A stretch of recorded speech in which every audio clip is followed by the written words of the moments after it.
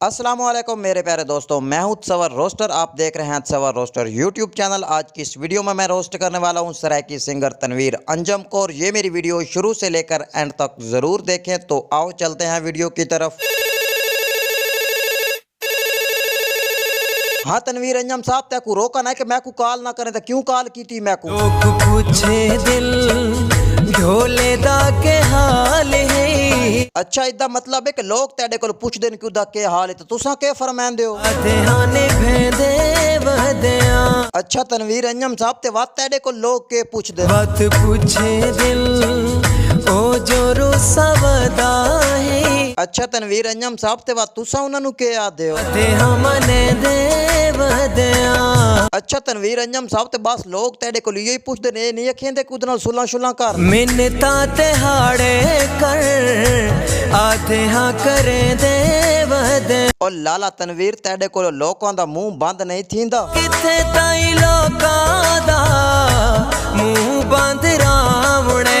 और लाला तनवीर, अगे एक दो दफा मैं तेको आख चुका कि मैं को कॉल ना कीती कर। आज तेरी मैं कॉल रिसीव कर की दी ते आंदा मैं तेरी कॉल ना रिसीव करे सांगे तो तेरी मेहरबानी मैं को कॉल ना करें, ठीक है ना?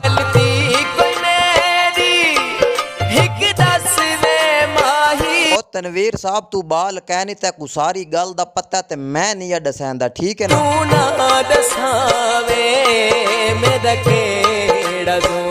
अच्छा तनवीर लाला, बात सुन, रोला ये है कि जेड़ा तै मेरे कोल छला लाई मंगा।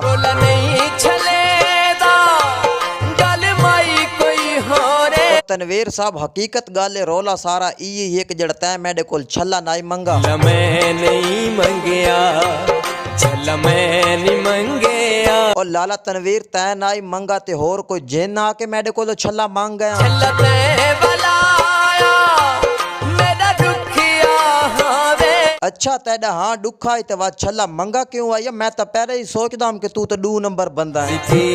करती हो मेरी लोड़ी दे दे। अच्छा तनवीर साहब, जे तेरी कीती करती लोड़ी वैना तो ठीक कीती, मैंने तेरी मेरी जिदा है खत्म वक्त लग के कह दे संगतों दिवे दे।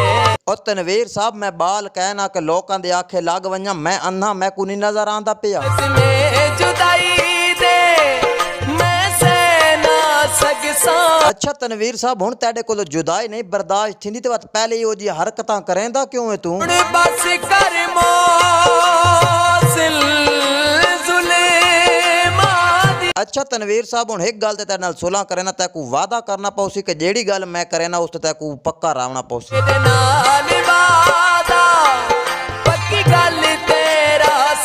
अच्छा मेरे दोस्तों, ये मेरी वीडियो अच्छी लगी हो तो मेरे चैनल को सब्सक्राइब और मेरी वीडियो को लाइक कर दें। तो जाते जाते बेल आइकन के बटन को ज़रूर प्रेस कर दें, क्योंकि नई आने वाली वीडियो की नोटिफिकेशन आपको मिलती रहे। तो इंशाल्लाह मिलते हैं नेक्स्ट वीडियो में। आपके लिए खुदा हाफिज़।